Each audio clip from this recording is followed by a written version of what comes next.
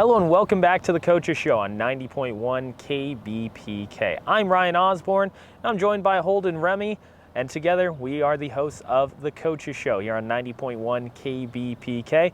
Now, with the football field behind us, last week we talked to the football players, but it was all offense. That was the big emphasis. But Holden, we decided to go with a different route this time. We wanted to talk to the defense on what spring practice means to them and what opportunities it brings. One of the biggest things for football players that people don't realize is that the season starts in the spring. Most definitely. You know, spring practice is meant for many things. One, it's to get the offense and the defensive schemes down, but also it's to build your body. Main emphasis in spring is in the weight room and in the conditioning. And spring, while maybe you're far away from the fall season, but it's just as important as the summer and fall practices.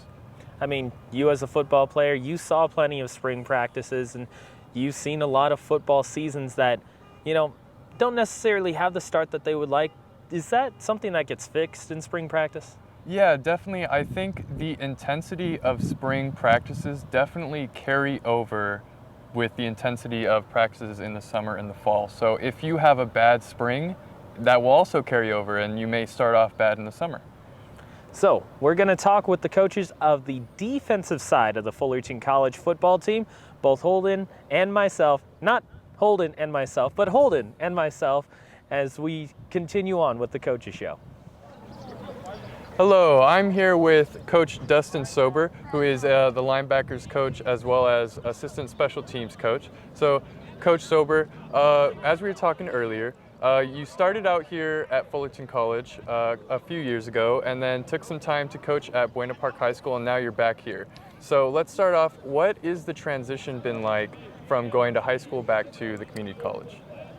Well, it hasn't been, we're still early in the season, so I can't say it has been easier or not, but it seems easier at this time because I've been here before, so I knew what I was getting into. I've been around junior college football for quite some time, so I'm hoping it does not take too much time to get reacclimated with it. And how does it feel to be back at Fullerton College? How does it feel to be back home? Because you were a player here as well. It's great. I was talking to the linebackers after practice and telling them about the tradition here. This is a very special place. They could have gone to any other junior college in the nation, but they chose to come here. And part of that decision is because this is a special place and it has such a rich tradition, and it goes beyond just winning championships, which we have enough of those to let them speak for themselves, and scholarship offers as well, but it goes back to the saying we got here: once a hornet, always a hornet, and that's not something that we just say here in Swarm City. That's what we live here. Mm-hmm. And so let's get to some linebacker talk. Obviously, you haven't been here for too long, but what can you tell me about some of the strengths of the linebacker core you got? I think we got some speed. We got some guys that can move, some athletic guys. We have a good core group of returning guys that have been in the system and already know the defense for the most part, and we can rely on them as in a leadership role within that group. There's still a lot to be seen. We ain't in pads yet, and that's the true test right there for the linebacker group. But so far, so good.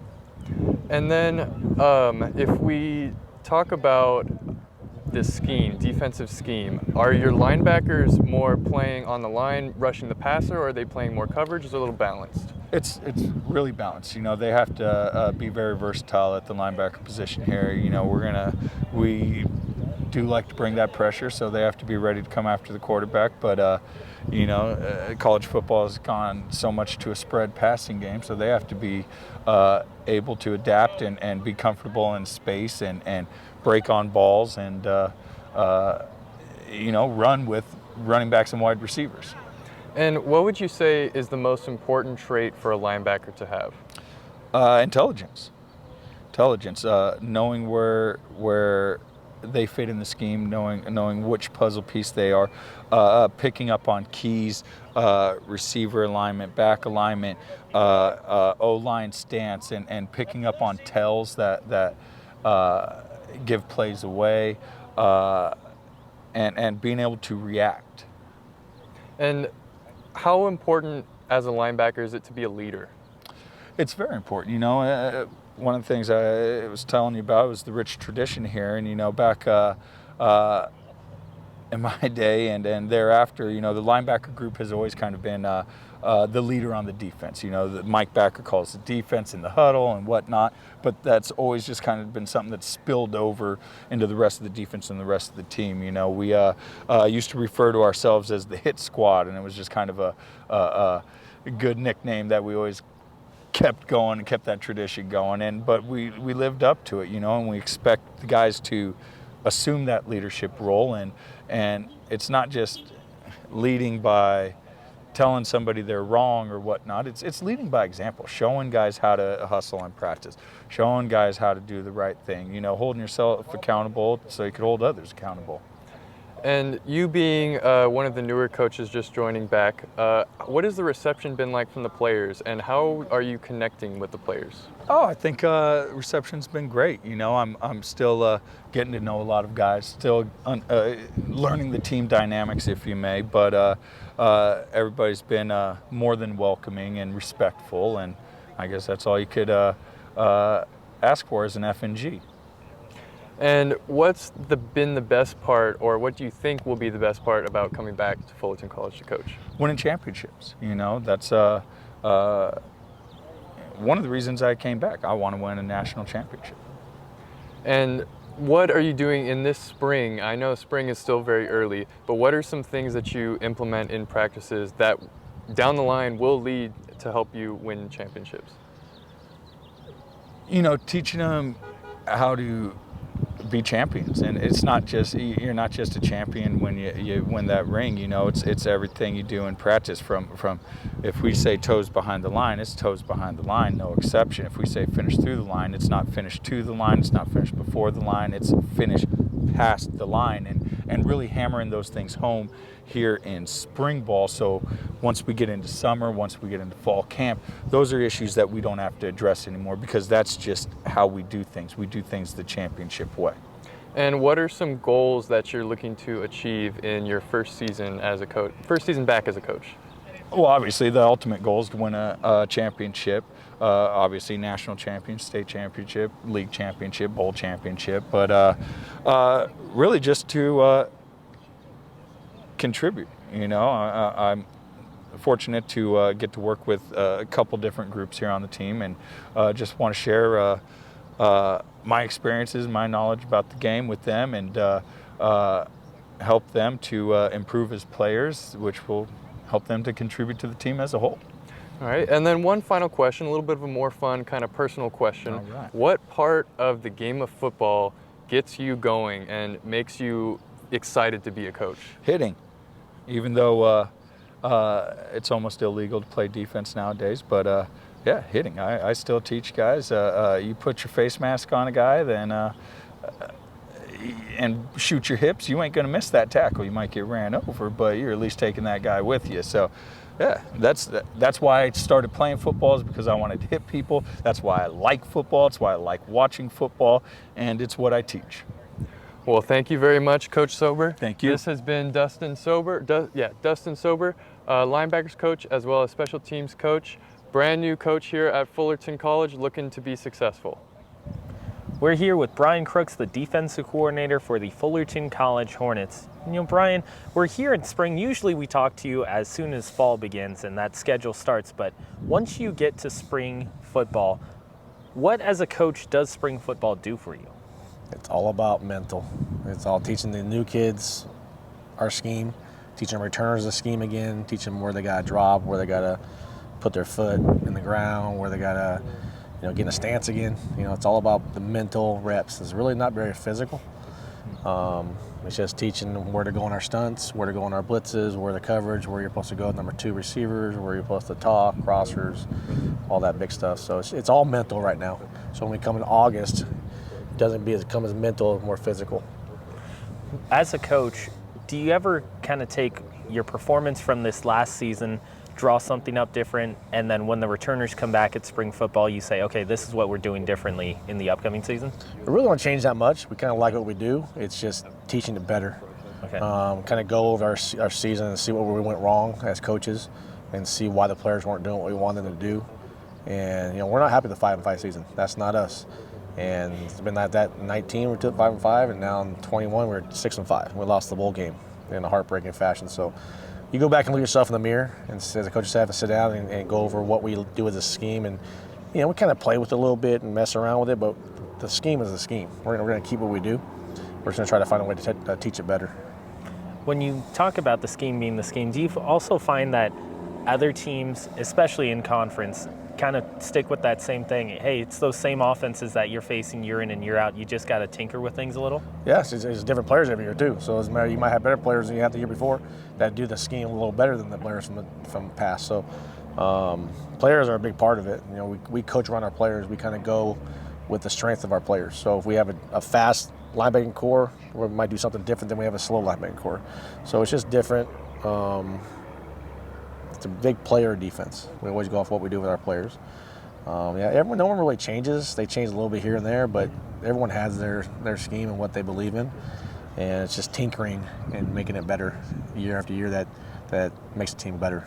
How hard is it as a coach to kind of gauge how well a spring practice is going, knowing that you might have guys here 1 week, next week they're gone, next week they're back maybe? We really don't do that here. They're here. They know, they have a schedule, they know where we're at. If they're not going to be here, we're just going to get rid of them. Because if you don't have time to be here Tuesday and Thursday during practice, then we don't have time to coach you, and we're going to move on and get a different player. We work out Monday through Thursday in the weight room. They know that. Kids that haven't been here or caused problems don't want to do it, then they can move on somewhere else. That's just what we do here at Fullerton. So they're getting the schedule, and they're told what we expect out of them. And if they don't want to do it, there's plenty of other JCs to go to. Coach, before when we talked, I asked you, when you have leaders, you normally just let them kind of present themselves with their play or how they talk to other players. Does that start in spring football, or do you find that more towards the fall and the summer? No, we start now. We're starting early this year because we thought we had a lack of leadership last year. And we had some knuckleheads that kind of controlled the team that hurt us a little bit. And we came in, we got rid of those knuckleheads. And we're kind of trying to get the team to the players, because when you're player-led, you're really good. That's what happened in 16 and 17, is the players-led. We didn't have to lead as much. And we're trying to instill leadership in them right now and set the foundation for this program now. So when we do go through the summer and get to the fall, they're not wondering what we're doing. They know what we're doing. As a coach, do you more prefer those players who are more cerebral type thinkers, or those physical specimens that you look at and you say, okay, that's impressive just by looking at them? You get the physical specimens. They're good. Put them in the scheme and they can run around like we had Hurtado last year.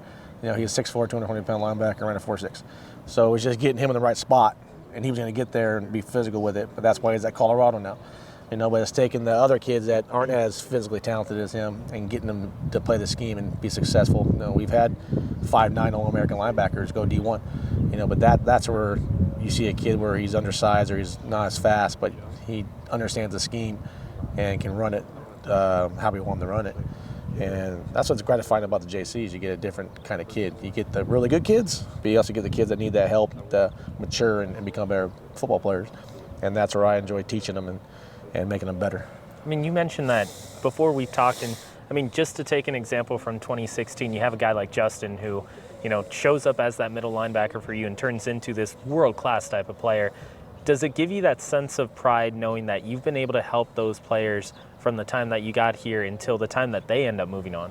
That's where I came here for. That's why I've been here 25 years, because that's what I want to do. That's what I like to do, is get these kids in here and either they missed out on high school recruiting somehow, some way, they need help.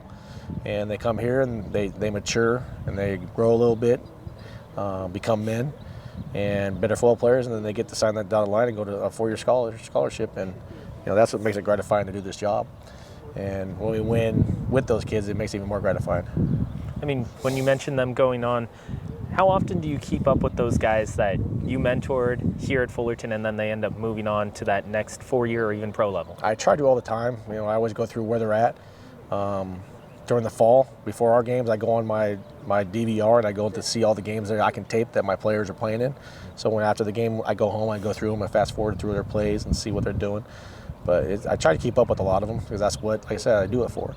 You know, if you go to my office, you'll see a bunch of pictures that the guys have signed and brought back to me, and then that's where I get the pleasure of putting that on my wall, saying I helped that kid, you know, get to where he wanted to get and be a successful man in his life. So, you know, that's the gratification. And the wins and losses are awesome, but watching kids come in here, earn a degree, get a scholarship, and leave here as men and become good men and fathers, and that's what's gratifying about this job. When you look at guys from the past, like a D'Angelo or even a Joey Noble from more recent years, do you use those examples for the new guys who may be looking at Fullerton College as their landing spot? All the time. All the time been passed up. You know, D'Angelo came here a couple weeks ago and talked to our kids. He's playing with Miami right now. He's a great inspiration for the kids. You know, he came here as undersized, he was overlooked, and he worked his butt off for 2 years. And you know, he was still overlooked. And only New Mexico wanted to give him a scholarship. He ended up going there, being their best player, and now he's been in the NFL for 5 years. So it tells you where they missed on him. Yeah. You know, Joey, same thing. Both those players will probably be in the Hall of Fame here, you know, in the coming years. And you know, Joey went to New Mexico with a school that questioned him because of his size, and he was their best player. You know, he was one of the top DNs last year in the nation in tackles for loss, and now he has a chance to play in the NFL. So it shows you, you know, those two kids we try to instill in these kids we have now, that you guys can come in here and do a good job and keep working hard. Good stuff's going to happen for you. I mean, Coach, the entire time that I've been, you know, following this program, talking to this program, it's always been that family aspect. Have you ever kind of looked at the football field, maybe during a spring practice, and kind of remembered, you know what, I kind of see myself in these players in terms of your career going from community college on to a 4-year, and then also, like you mentioned, turning into that whole rounded person? Well, if you look at every Hornet that goes through this program, I always tell them this when they're here, this is the best time you're going to have playing college football. It's the funnest, you're going to meet the most people, have the best friends that you've ever had in your life. And it seems like every player that comes back to us after they went to the 4-year comes back and goes, Coach, you're absolutely right. The funnest time I had was at Fullerton College, because it's a family. You're playing for each other. You know, it's a fun atmosphere. And, you know, you get to the 4-year, it's a business. You know, you're there saving that coach's job. You know, we're here, we can't get fired for losing. You know, so we want to win football games, but we want to help them out and get scholarships is the most important thing. And, you know, when you get the 4-year, winning is the most important. If you're not winning, that coach is going to get fired. He's going to have to pick up his family and go move somewhere else. And that coach is not going to let that happen. So it's not as fun as it is here. You know, but it is a more family atmosphere here. We care about each other. And that's why I like staying here. That's why I don't want to go somewhere else. I don't want to go to the 4-year. Everyone asks me, why don't you go to the 4-year? I don't want to. I want to stay here. I've been here doing it 25 years. And I enjoy what I do, helping these kids reach their dreams. You know, and also I get to go home with my family and raise my kids. And that's the biggest aspect is going home and making sure my son and my daughter have a dad in their life, and go to their baseball games, go to their football games, and be able to still help these kids, you know, do what they want to do. Well, Coach, thank you very much. We look forward to talking with you in the fall as well. I appreciate it. Thank you. So last week it was all about the offense for Fullerton College. This week we're going to switch it up. We go with a defensive theme. You know, earlier we talked to Phil Austin. In addition to talking to Brian Crooks and Dustin Sober, let's keep it with a defensive theme. Just a quick reminder of what Fullerton College did last season, and we've reminded you of this last week as well. 6-5 overall record, 3-2 in conference, losing each of their last 3. And like you heard from Coach Brian Crooks, they lose that bowl game in real heartbreaking fashion to Mount Sac, so it kind of leaves that sour taste in their mouth. However, when you look at the defense for Fullerton College, this is a defense that played extremely well. It had its real bright spots and gave Fullerton a chance to win in each and every one of their games.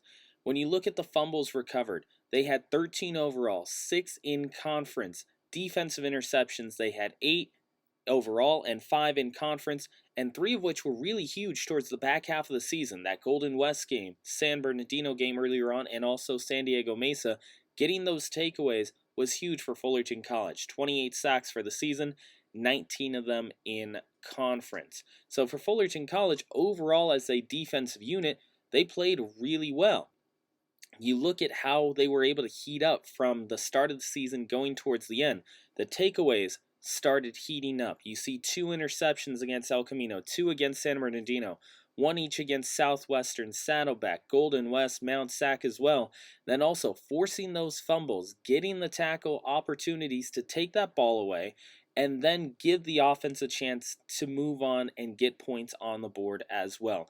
The defense, as you see there with those stats, starting off with that, I would say the El Camino game when they ended up, yes, dropping it, but the defense for Fullerton College, Brian Crooks' defense specifically, gave Fullerton a chance to win that ball game. They give the team the football back.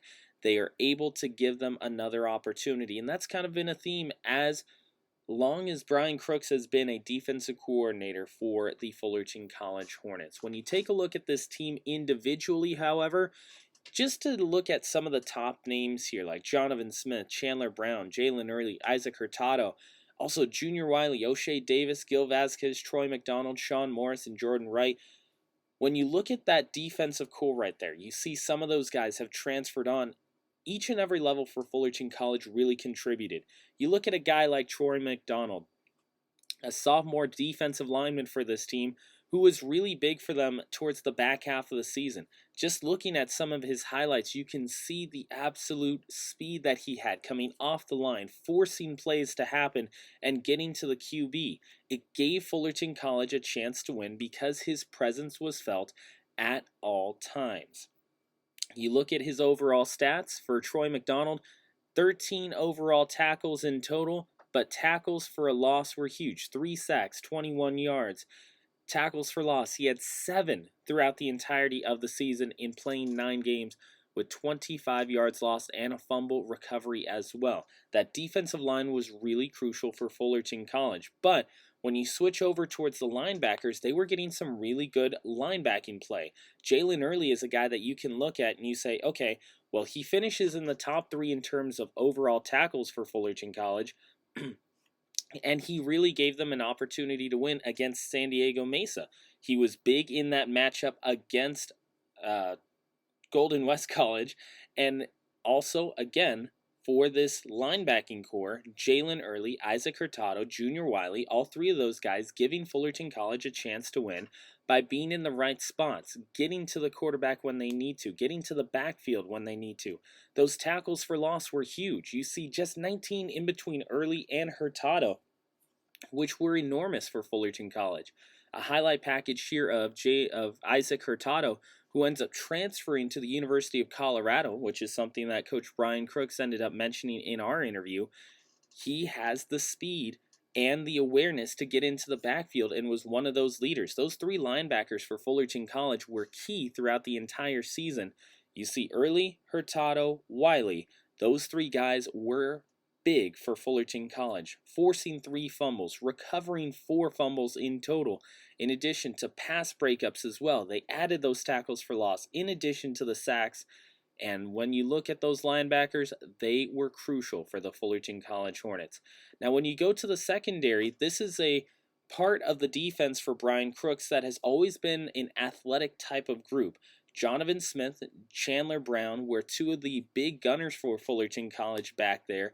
They were more of the safeties for Fullerton. Then you have a guy like Jordan Wright, a real smart presence for Fullerton College. Right here on this highlight, he's on the bottom half of your screen. Now, for Jordan Wright, he's a guy that ends up having a real big opportunity to show what he can do for Fullerton, especially in that matchup against San Bernardino Valley.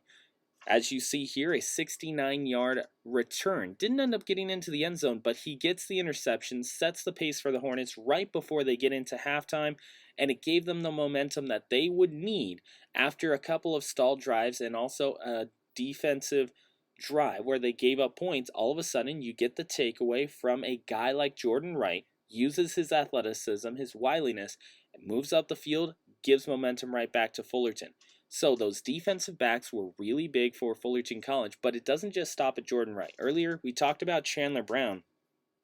He was a guy who was big for Fullerton. Only had 1 interception, but he was placed perfectly. He was top 2 in the entire, or on the entire Hornet staff in terms of overall tackles. You would look at the stat lines and you just go, okay, let me check out where Chandler Brown's name ends up slotting in on this stat line. And you'd see it 10 to 12 times per game, it felt like. And he got a crucial interception against Golden West College in what would prove to be the conference championship game.